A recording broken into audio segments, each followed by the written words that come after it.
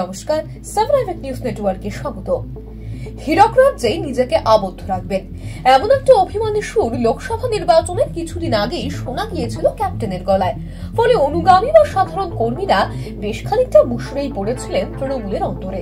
কিন্তু হঠাৎ করেই ইডির সৌজন্যে সামনে চলে এলো সন্দেশখালী। একের পর এক সাংঘাতিক অভিযোগে বিদ্ধ হলো দল।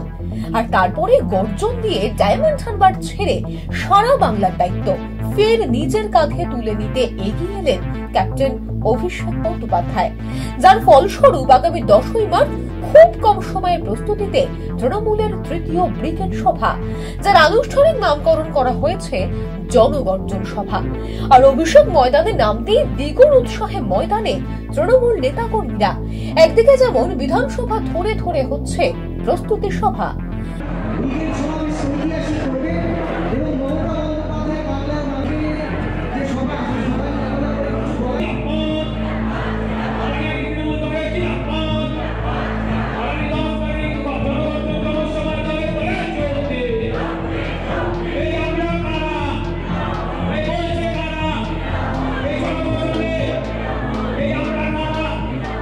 এর পাশাপাশি চলছে দেওয়াল লেখার কাজও।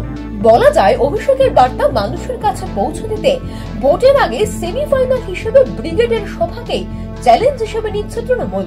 কদিন আগেই ইনসাফ যাত্রা শেষে বাম ছাত্র যুবদের ব্রিগেড ইতিহাস তৈরি করেছে।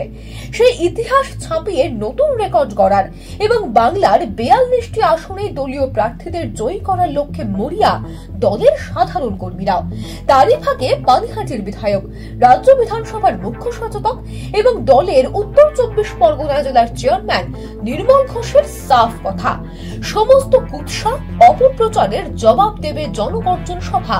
আর সন্দেশখালীর ঘটনাবলী কোনো প্রভাব ফেলবে না নির্বাচনে, কারণ প্রশাসন এবং দল দোষীদের বিরুদ্ধে উপযুক্ত ব্যবস্থা নিয়েছে। 2 মার্চ মুখ্যমন্ত্রী হাঁটছেন, কি বলবেন 10 মার্চের আগে?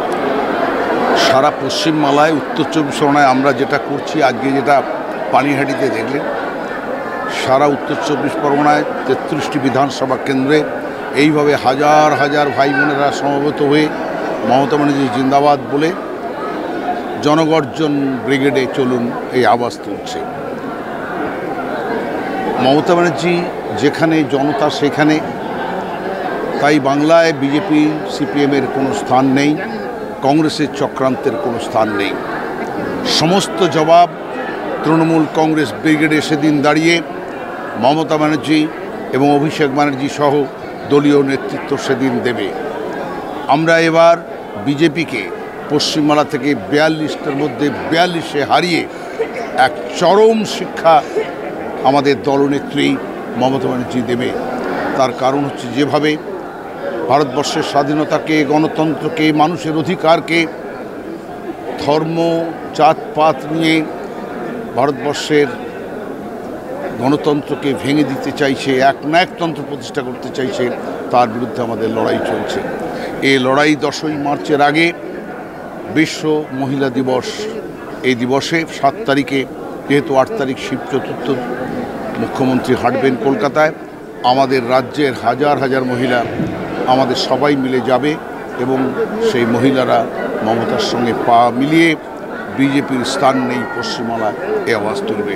নারীর সম্মান আমাদের বাংলার ধর্ম, বাংলা ভারতবর্ষকে নারীর সম্মান, নারীর সম্ভ্রম, নারীর অগ্রগতিকে সব থেকে বেশি এগিয়ে দিয়েছে মমতা ব্যানার্জি, একথাই আমরা বলতে যাচ্ছি।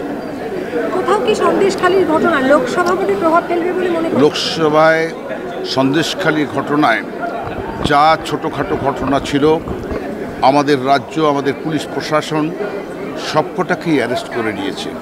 এখন সত্য কি বিচার হলে সেটা বোঝা যাবে।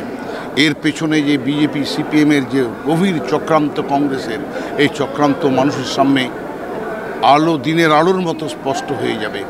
এবং যারা সন্দেশখালীতে আমাদের শিডিউল কাস্ট, শিডিউল ট্রাইব এই জনজাতিদের উস্কাবার চেষ্টা করছে, তারা কিন্তু আদতে বারবার বলেছে আমরা মমতা ব্যানার্জি, আমরা মমতার সমর্থক, আমরা তৃণমূলের সমর্থক। ভোটে তার প্রভাব একটু পড়বে না, সবাই মিলেই সন্দেশখালীতে তৃণমূলকেই ভোট দেবে। কিন্তু ইতিমধ্যে প্রধানমন্ত্রী এসে পড়েছেন বঙ্গোপসাগরে। প্রধানমন্ত্রী তো চাকরি দিতে ব্যর্থ হয়েছে, দু কোটি করে চাকরি দেবে।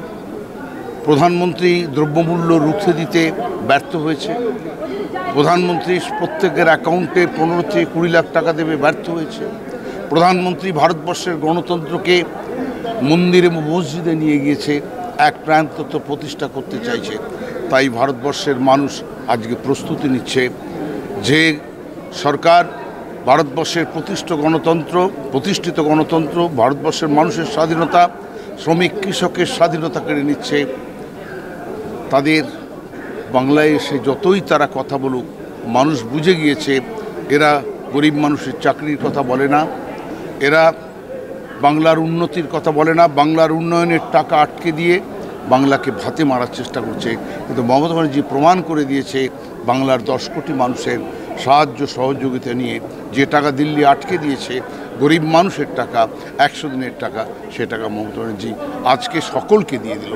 তাই মমতা অনন্য ভারতবর্ষে, তার সম্মুখে দাঁড়াবার মতো বিজেপির কোনো নেতৃত্ব তার সামনে নেই। 7 বার ভারতবর্ষে লোকসভা জিতেছে, 4 বার ক্যাবিনেট মন্ত্রী ছিলেন। মমতা ব্যানার্জির সম্মুখে দাঁড়িয়ে সততার কথা, নিষ্ঠার কথা আর কেউ বলুক, কিন্তু মোদি বলতে পারে না। মোদির বন্ধু হচ্ছে ভারতবর্ষের কর্পোরেট হাউস এবং সমস্ত বড় লোকেরা, যাদের জন্যে এই 10 বছর মোদি কাজ করে গেল। গরিব আরও গরিব হয়েছে, বড় লোকরা, আদানি, আম্বানি, বিড়লা, সব বড় বড় লোকরা তাদের ধন সম্পত্তি 10 গুণ, 100 গুণ, 200 গুণ, 2000 গুণ বাড়িয়েছে। অতএব বাংলার মানুষ মমতার সঙ্গে এবং জনগর্জনে সেটা প্রমাণ হয়ে যাবে। পানিহাটি থেকে শ্যামল পাল এবং গৌতমীনাথ, সান নিউজ। এই খবরটি যদি আপনাদের ভালো লেগে থাকে তাহলে অবশ্যই খবরটিকে শেয়ার করবেন নিজের সোশ্যাল মিডিয়া হ্যান্ডেলে এবং কেমন লাগলো আমাদেরকে কমেন্ট করে জানাতে একেবারে ভুলবেন না। এবং পরবর্তী আপডেট পেতে হলে চ্যানেলটিকে লাইক করুন, সাবস্ক্রাইব করুন, বেল আইকন বাটন প্রেস করতে ভুলবেন না। আপনাদের একটা সাবস্ক্রিপশন আমাদের জন্য অত্যন্ত মূল্যবান। সকলে ভালো থাকবেন, দেখতে থাকবেন। জয় হিন্দ।